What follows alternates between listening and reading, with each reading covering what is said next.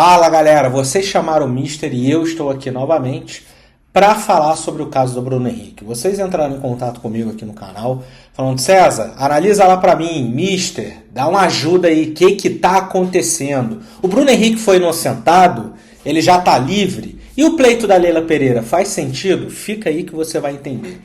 Primeira coisa, galera, assim, acho que antes de entrar no detalhe aqui do caso, para mim, casos desse como o Bruno Henrique, que não tem nada a ver com os outros casos que aconteceram, não tem qualquer escala de comparação, mas mesmo assim, para mim, era banimento do futebol e tchau, acabou, sacou? Para desestimular, para não ter qualquer tipo de margem para tentar fazer qualquer coisa que ataque o esporte e seus patrocinadores, né? Eu já deixei aqui no canal a minha opinião sobre casa de apostas e não vou falar sobre isso novamente, mas nesse caso para mim deveria ser expulsão. Mas aqui a gente vai analisar de acordo com o que está com a lei vigente hoje, de acordo com o que o tribunal julga em situações como essa, tá? Vamos fazer um resumo aqui, né? O STJD julgou aí o Bruno Henrique por conta de um suposto envolvimento relacionado a apostas esportivas, tá? Sobre a absolvição do Bruno Henrique. Calma, de fato, o relator, eu já vou explicar quem é esse tal de relator, ele votou pela absolvição do Bruno Henrique, entendendo que o atleta não participou de manipulação e nem recebeu vantagem financeira. Novamente, essa é a tese que eu acredito, não houve manipulação de resultado, foi só uma questão de um cartão amarelo, mas ainda assim para mim era banimento do futebol e fim de papo, tá? E ele nem recebeu vantagem financeira, ou se recebeu, ninguém conseguiu provar, então não tem o que fazer, tá? Então realmente olharam as contas correntes dele e tal, e não tinha nada ali que demonstrasse o recebimento, e de fato não houve manipulação de resultado, que aí sim foi o caso dos outros jogadores punidos severamente, que eles manipularam o resultado, eles receberam dinheiro de apostadores para fazer manipulações do resultado do jogo. Não foi o caso do Bruno Henrique. Então tem muita gente confundindo, dizendo: teve um jogador aí que tomou 1 ano e aí ele vai tomar X jogos e talvez seja inocentado. Não, são casos completamente diferentes. Inclusive o relator votou pela absolvição, tá? Acontece que o relator é o cara do tribunal. Eu vou explicar de maneira bem resumida e às vezes até um pouco leiga aqui para vocês, porque não adianta a gente entrar num juridiquês muito complexo. Mas digamos que o relator é o cara que, quando recebe o recurso no tribunal, ele é a pessoa responsável por aquele processo dentro do tribunal, tá? Ele vai apurar se faz sentido receber aquele recurso, ele vai analisar aquele caso, né? E a turma vai votar junto com ele. Então, assim, houve um voto e ainda faltam outros 9 votos, tá? Quer dizer, são 9 votos ao todo, um voto já foi e faltam outros 8, tá? Informação que eu pude apurar até o momento. E aí, por que o julgamento dele foi suspenso, né? O que acontece? O segundo auditor, lá eles chamam de auditor, né? No tribunal, no Superior Tribunal de Justiça Desportiva. O relator, que vamos dizer, é um dos juízes, né? Ele pediu vista de processo. O que é vista de processo? Quando o juiz entende que ele precisa ler melhor o processo, se inteirar melhor sobre o assunto, ele pede vista de processo. Então, assim, aquele ponto que a Leila disse que, não entendo por que não sei o que está demorando. Primeiro, a justiça no Brasil é demorada para todo mundo, ponto. Demora muito mesmo. Esse é o padrão do Brasil. Não é algo com o Flamengo, não é algo com o Palmeiras, não é algo com ninguém. É demorado, ponto. Segundo, é muito comum que em julgamentos de recursos como esse, se eu não me engano foi um recurso de apelação da decisão de primeira instância que condenou ele, é normal sim que ou relator ou pessoas que vão votar peçam a vista do processo, porque é muito processo para eles julgarem. E assim, a gente está acompanhando de fora, a gente só está olhando esse processo aqui. Cara, essa pessoa está com uma pilha de processo para julgar. Então ela fala: cara, não tem como eu jogar agora, preciso ler isso aqui com mais calma, preciso olhar com detalhe.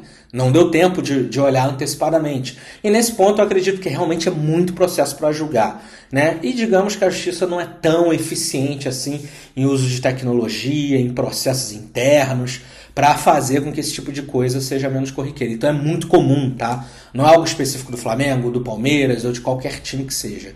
Isso é comum nesse Supremo Tribunal aqui de Justiça Desportiva, é comum no Superior Tribunal, no Supremo Tribunal Federal, assim como é comum no Supremo Tribunal de Justiça, tá? Então, assim, não é algo particular desse caso aqui. Não tem ninguém atrasando. Vamos atrasar. Não. O cara precisou ver ter vista de processo. É normal, isso acontece, tá? Qualquer processo é passível. No caso, falando aqui de um recurso que eles estão julgando, qualquer caso como esse é passível de ter as vistas, tá? Então, o que aconteceu?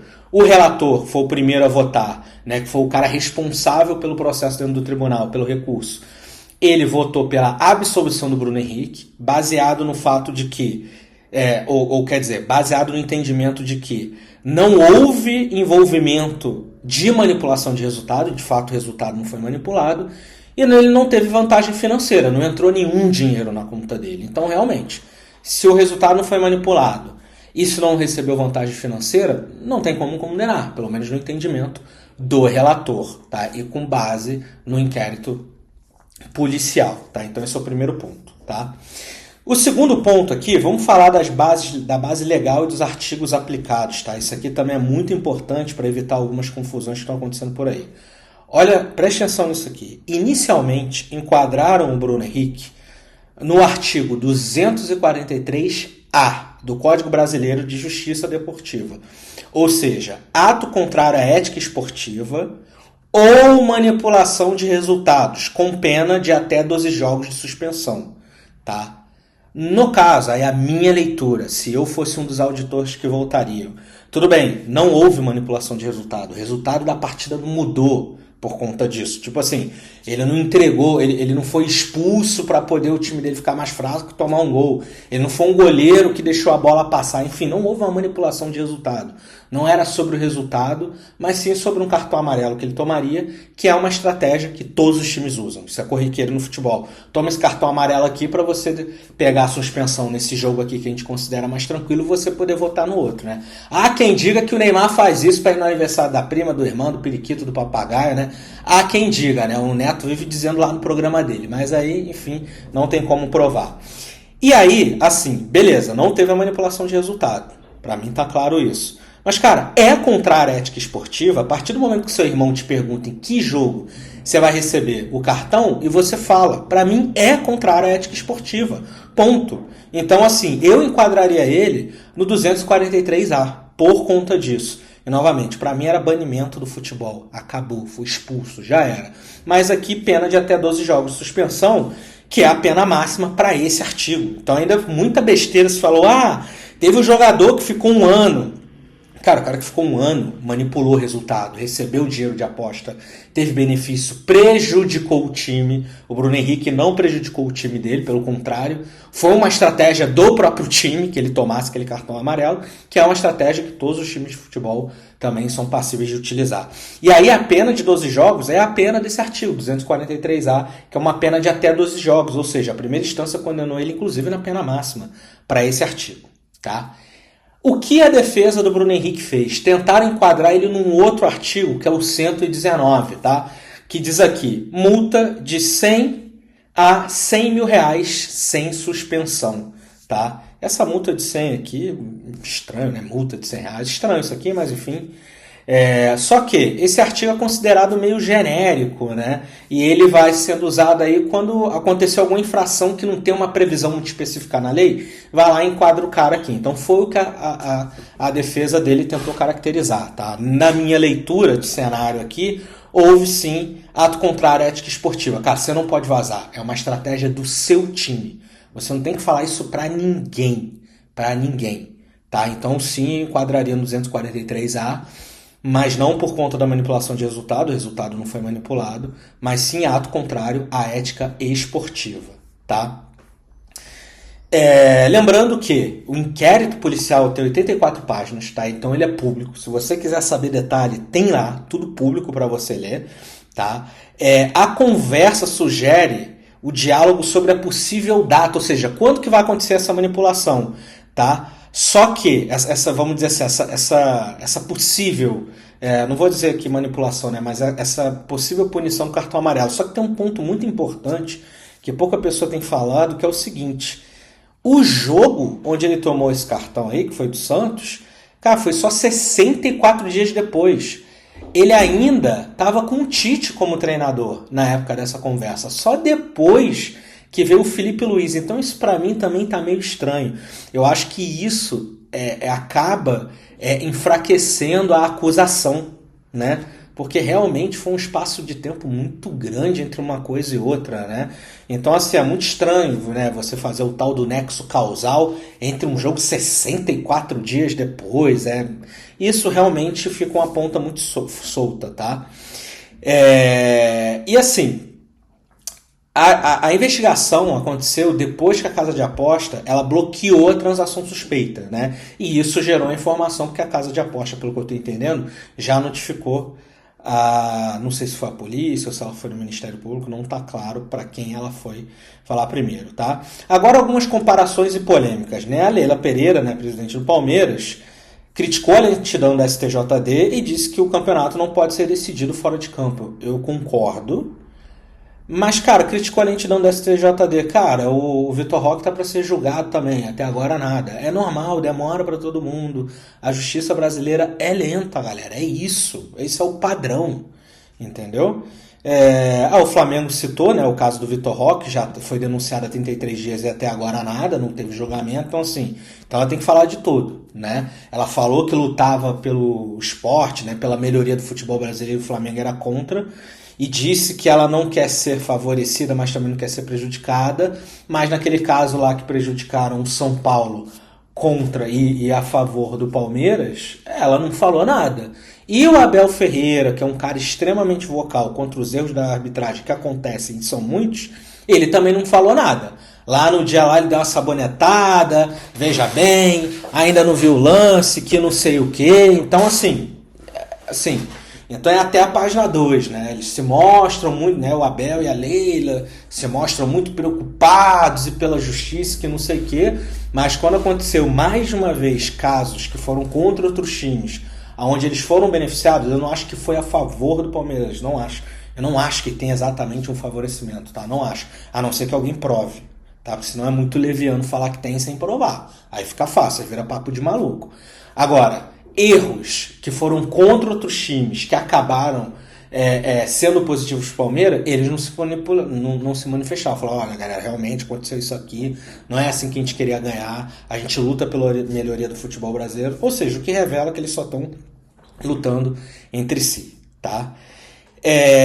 Assim, mesmo sem prova da manipulação de resultado, existem correntes que entendem que ele violou a ética, tá? Então ele entraria naquele primeiro artigo, se eu não me engano, 249A, tá? O 243A, do Código Brasileiro de Justiça Desportiva, tá?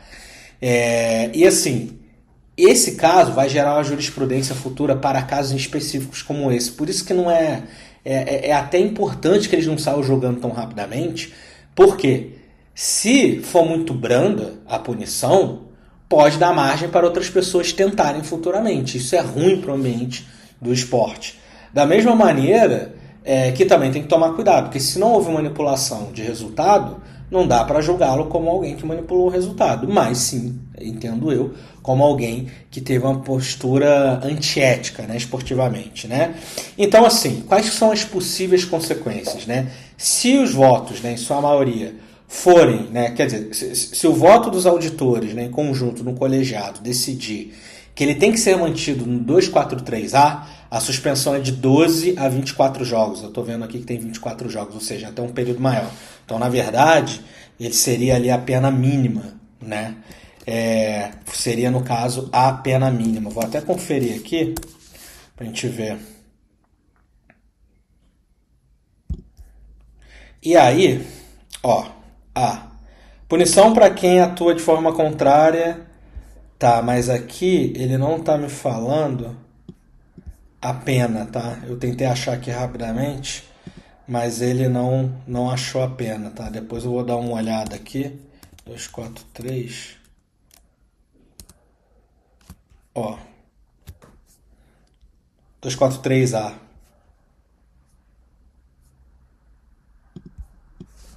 Olhar juntos aqui.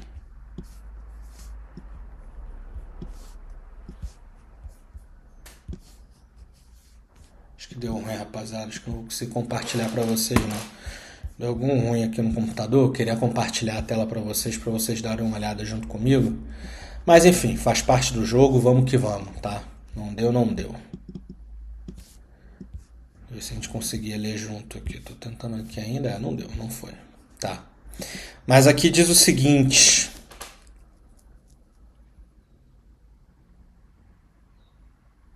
Suspensão de 12 a 24 partidas. É isso aí. Então, no caso, ele foi punido com a pena mínima, tá? Então, assim, eu considero muito brando. Mas, novamente, gente, o Brasil é um país de penas brandas, assim. Então, não é porque é o Flamengo, ou o Bruno Henrique, ou é contra o Palmeiras, ou é contra o fulano, é o 15 de Jaú. O Brasil é assim, gente. Vocês estão num país onde tem gente que é presa, que é pega em flagrante e é solta na audiência de custódia, galera. Então, assim, vocês estão no Brasil, né? Elisa Matsunaga solta. Lá o pessoal da Menina Eloá já estão solto. Goleiro Bruno, solto. Vocês acham mesmo que vai ter uma punição alta para esse tipo de coisa? Não vai. Entendeu? Agora, a outra situação é, se for reclassificado para o 119, aí vai ser apenas uma multa financeira, tá? E aí, o julgamento foi adiado, né? Quinta-feira dessa semana, se não me engano, vai ser a próxima sessão, então já tem que votar na próxima sessão. E aí, esse resultado vai influenciar casos parecidos futuros, tá? Por isso que é muito importante eles tomarem adesão. Então, assim, cara, por mim, pune. Dá a maior pena possível, senão você vai estimular que outras pessoas corram o risco de tentar. Se começar a ficar essa bagunça, vai ser muito ruim para o nosso futebol, para o ambiente esportivo. Menos patrocinadores vão se sentir interessados em injetar dinheiro no nosso futebol. Enfim, isso não é legal. Mas, enfim, vai muito do entendimento. Você vai ficar no 243A ou no 119, né? Mas, novamente, por mim, punia com expulsão do futebol já era. Ah, mas foi sem querer, ele não teve benefício. Cara, paciência, ninguém mandou ser tonto. Entendeu? E também, assim, galera, cuidado com, assim, parente, familiar, enfim, toma muito cuidado, né? Porque, assim, é muito importante você ajudar essas pessoas. Mas, cara, muito cuidado na forma que você ajuda, porque também tem muito parente que vem aí pra te derrubar, quer ficar forçando coisa. Pô, o cara vai ficar pedindo dinheiro pro Bruno Henrique pra ficar ganhando dinheiro com a aposta, são uns ferrados. Isso aí é cara que pega e não junta dinheiro nenhum, enche a cara de cachaça, vai pra farra, fica pagando um monte de coisa pra um monte de falso amigo, aí fica ferrado com dinheiro, tem que ir lá pedir pro irmão. Olha a besteira aí que o cara fez. E por mim, o Flamengo não tinha que se pronunciar em nada. Tá? Isso é um erro do Bruno Henrique, ele que tem que se virar para resolver. Tá? Para mim, o Flamengo não tinha que falar nada. Falar, ó, o jogador quis fazer isso lá com o irmão dele, é problema dele. Inclusive, não teria como fazer isso, né? Suspender o pagamento do salário dele. Mas, até porque ele não foi condenado. Por isso que tem um efeito suspensivo, galera. Porque como o cara não foi condenado, se você suspende o jogador de jogar e depois ele é absolvido, você faz o quê? Como é que vai voltar ao passado? Ele vai voltar no passado e jogar? Não dá. Por isso que tem um efeito suspensivo, né? E tem a presunção da inocência. Novamente, é assim que a lei funciona no Brasil. Não tem muito o que fazer. Por isso você tem que tomar muito cuidado com as besteiras que a Leila fala. Eu gosto muito sim da Leila, da personagem que ela é, mas ela é um personagem, ela não é boazinha. Vide a Crefisa, vide aquela Unisquina lá, do grupo lá, aquela faculdade Unisquina lá, que ela, né, da qual ela e o marido lá são sócios, enfim, elas não são pessoas boazinhas, elas não estão brigando pelo bem do futebol. Olha o escândalo dos aposentados lá com a Crefisa, galera, essas pessoas não são boazinhas. Então, ainda que eu tenha uma certa simpatia pela personagem, eu acho engraçado e tal, tem que tomar muito cuidado com as baboseiras que esses personagens falam. Tá? Ficar misturando uma coisa com a outra e falar que o jogador, mas ele tá jogando, e aí um jogador que foi condenado, como que foi condenado? Se foi na primeira instância, ainda cabe recurso, se ele foi inocentado agora, e aí? Como é que fica?